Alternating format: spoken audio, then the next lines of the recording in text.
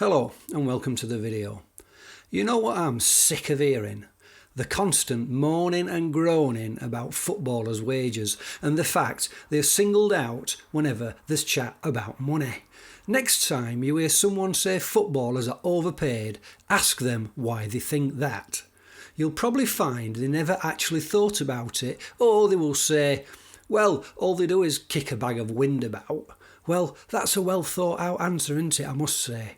Most recently, this has been brought to our attention by none other than our own Health Secretary, Matt Hancock. He's asking for footballers to take a wage cut because it's the right thing to do. I think that everybody needs to play their part in this national effort, and that means Premier League footballers too.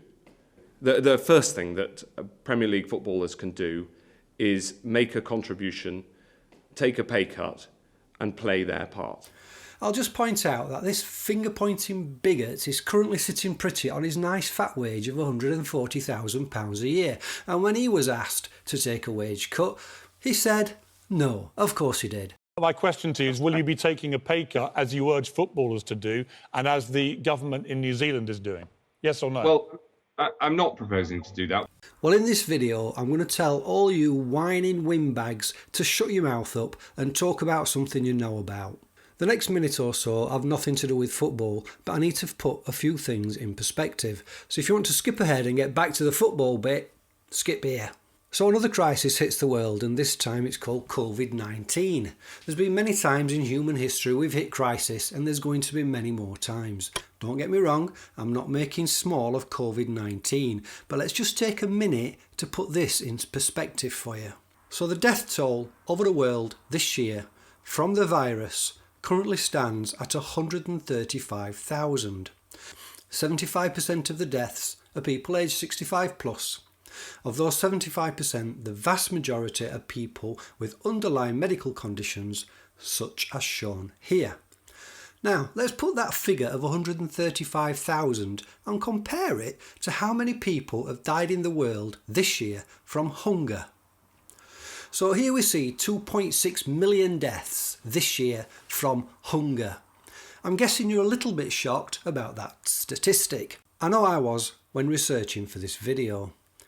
So if you get COVID-19 and you have no pre-existing conditions, your chance of death currently stands at 0.9%. As far as I'm aware, starvation and then no food is a death rate of 100%. It's very easy to forget that for a lot of people watching this video, we are part of the top 1% of the world's richest people. I'm going to say that again in another way. If your current annual salary is above £25,000 a year, you're in the world's top 1% of earners. So before you start criticising a handful of footballers for earning more money than you do, it's important you know where you stand. If your current salary is above £25,000 a year, you're in the top 1% of earners. So if you earn less than that and you're starting to feel a bit hard done to because you're not in the top 1%, take a look at one more statistic. If you have access to water and somewhere to take a dump without the risk of cholera, you're doing better than half the world's population. The reason I'm harping on about this is it's easy to look at the high earners and think, it's all right for them. Well, you yourself are actually a high earner, so start looking in the mirror before you start looking at somebody else.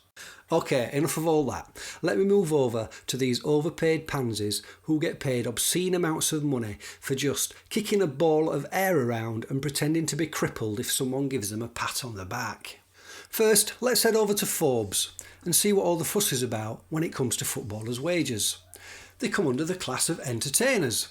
And out of the top 100 highest paid entertainers, footballers surely must account for about half of them, right? Well, actually, there's just 3 footballers in that list. Most of the celebrity list is made up of people who can sing, act, or other sports. Footballers make up just 3% of this list, and not one of them plays Premiership football. So if we close that world view and look at the entertainers who made the top 100 from the UK, you will see there's not one footballer. In fact, just 2 sports people even made the list. So what about footballers' wages as a whole? Out of all the people who who made £1 million last year. Footballers must be a big percentage. This is why Matt Hancock and the government are putting pressure on them. Got to be, right? Well, no, you're wrong again. Footballers make up about 2% of £1 million earners. I've had a good look over the highest paid jobs in the UK, and strangely it doesn't say, hey, you want to earn a load of money? Be a footballer.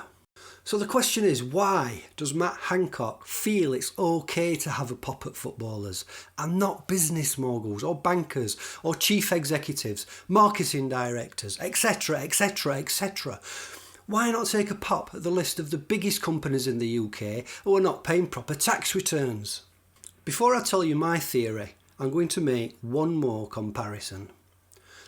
If you take the top 11 earners at the BBC, they earn roughly the same as the top 11 earners at Bramall Lane. The thing here is, we as the British public are just about forced to pay this TV tax. I, for one, never watch the BBC and still have to pay. And I know there's a lot more people like you who are just in the same boat as me. The wages for the footballers comes in from people who actually want to watch them, or from sponsors and advertisers who are actually making money out of them. Look, the footballers are generating the finance. We live in a capitalist society, so it's only fair they should benefit from the money. Who else would get the money if it didn't go to the players? It wouldn't be the groundsman or the matchday staff, I'll tell you that. It would go to the business owners, so come on. These 500 or so players who have made their dream a reality from being a kid, they've been totally focused on the game of football. They've risked everything for a chance of making a living out of football. They've passed up on education because school and being the best footballer don't go hand in hand.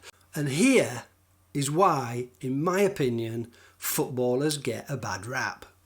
How many footballers come from Eton or any other public school? Not many, I can tell you that. And the one I do know about, Frank Lampard, well, his dad sent him to a public school because he was a professional footballer himself and made enough money to do so. So to put it simple, it's down to jealousy. Down to jealousy from the people who have been to university and somehow think their career choice is of a higher moral stature than a footballer who was probably born into a working class family and didn't have the same chances as they did. It's really as simple as that.